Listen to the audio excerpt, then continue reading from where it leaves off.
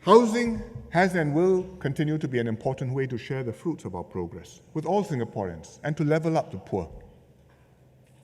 The HDB program isn't just about the roof over our heads, it's also a valuable nest egg. But it's not just a valuable nest egg, it's also a home where we sink roots, where we raise families, where we build ties, friendships, emotional ties with our fellow Singaporeans. And you can see this in any community anywhere in Singapore, but I give you as an example my Teck Ghee residents. Look at this gentleman, Mr. Ho Ti Soon. He was a sailor all his life. He came back to Ang Mo Kio, settled down 1978. Raised his family there. 4 children, 9 grandchildren. Now he even has 6 great-grandchildren. But he's got friends, he's got family, he's got neighbors. He chit-chats with his friends on his void deck daily. And you take a guess how old he is. He is 104.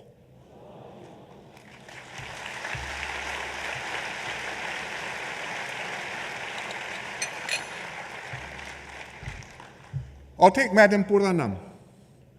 She's lived in Teck Ghee more than 25 years. She sells Indian spices at the Block 409 market. And her regular customers are her good friends.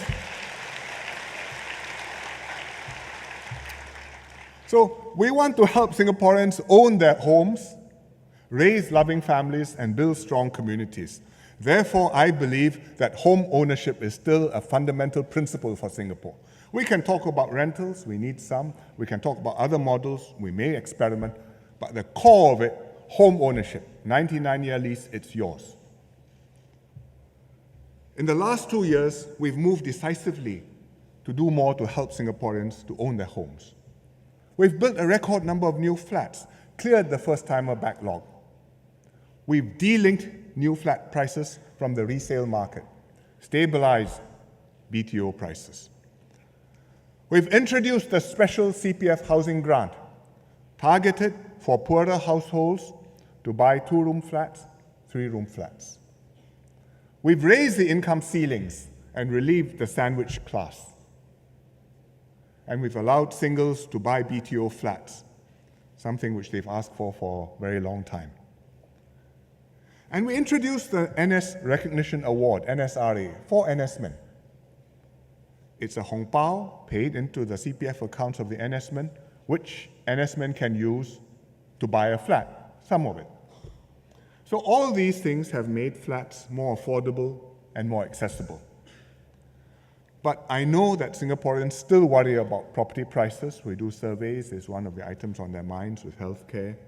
And they ask themselves, if they're young, can I afford a flat when I get married?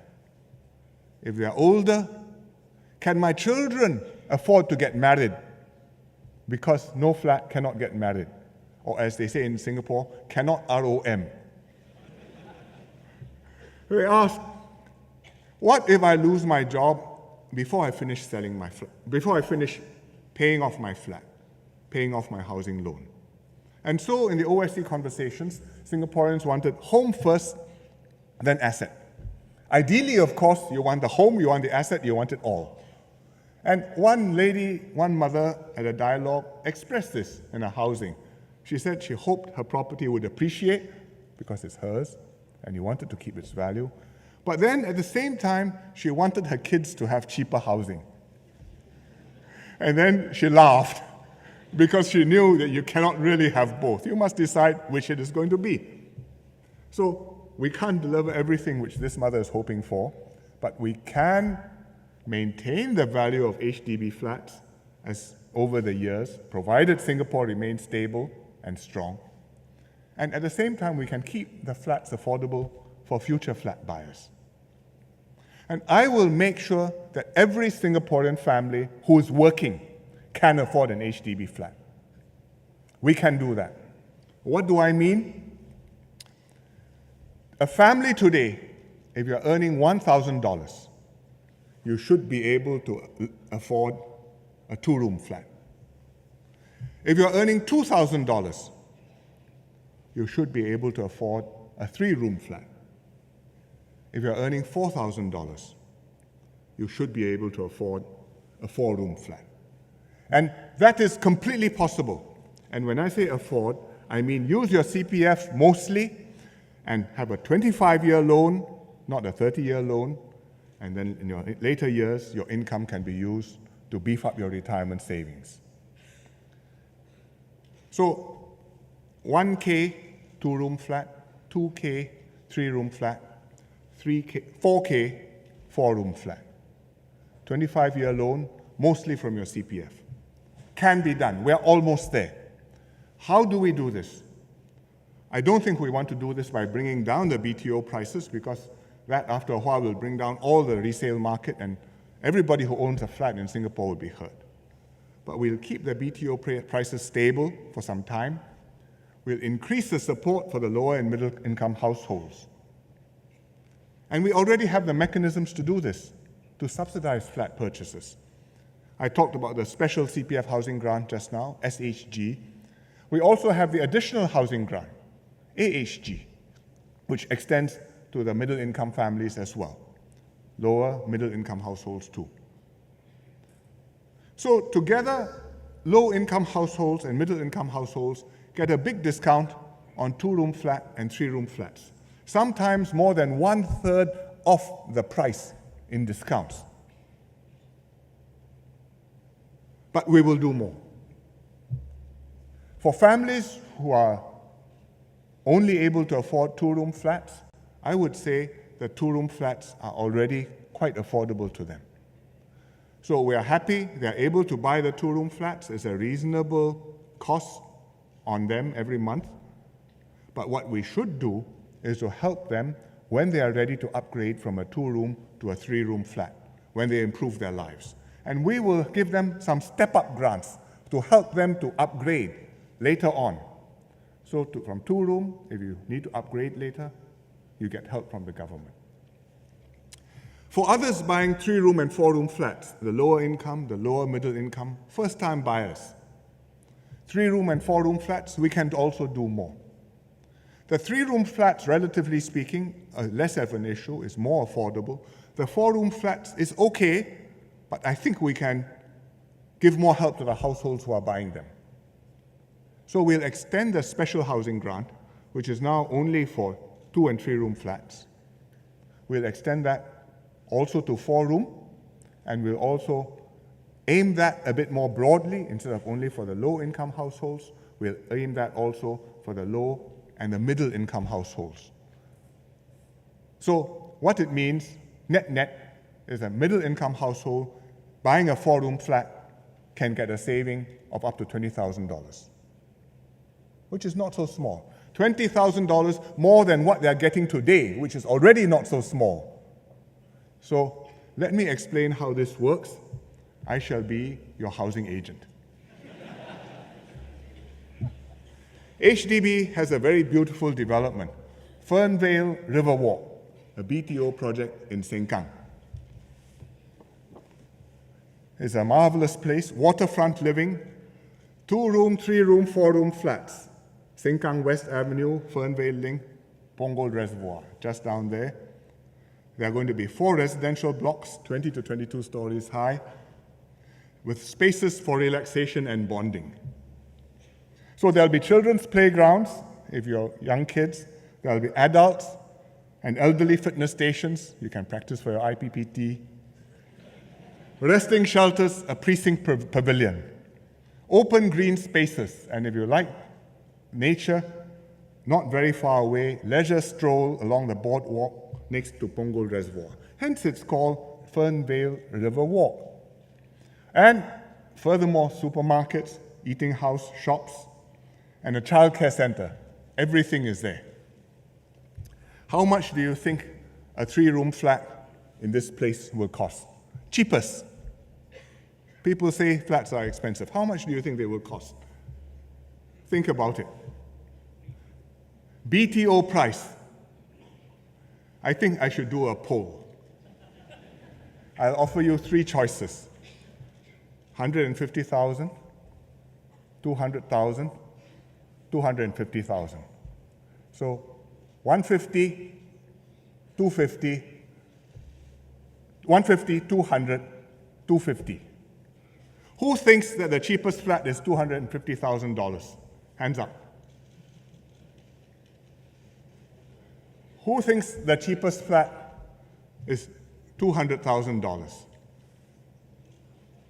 Hands up. Wow, quite a lot.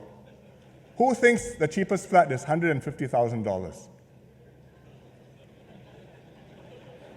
I think we must vote again. 250 is out. So 150 and 200, your choice. 150, hands up. 200. I think 200 wins. But actually, 200 loses.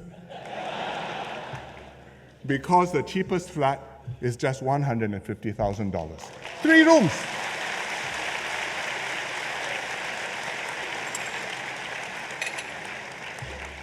Posted price.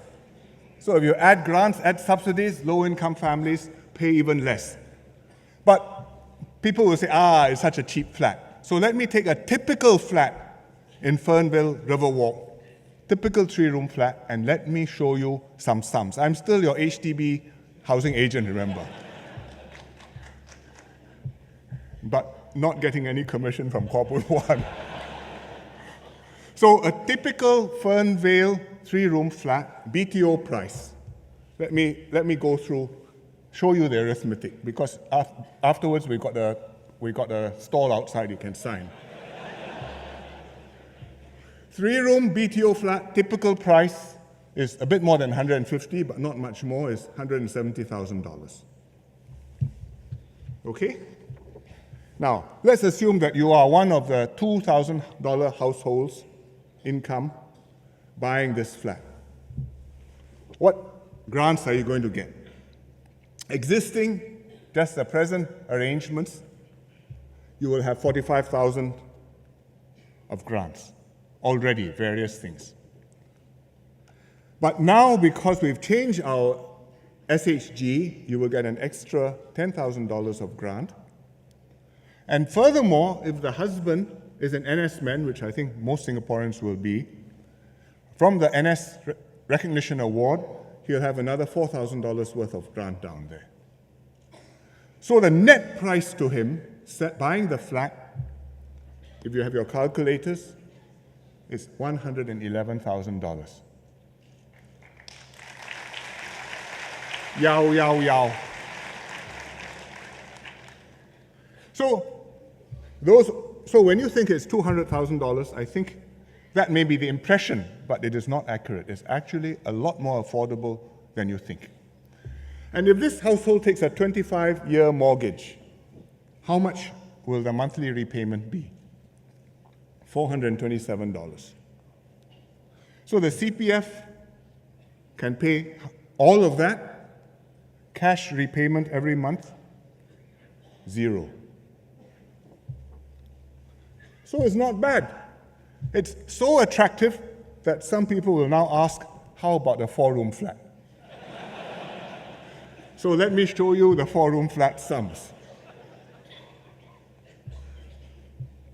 Price, typically, I take a typical flat again, is $285,000.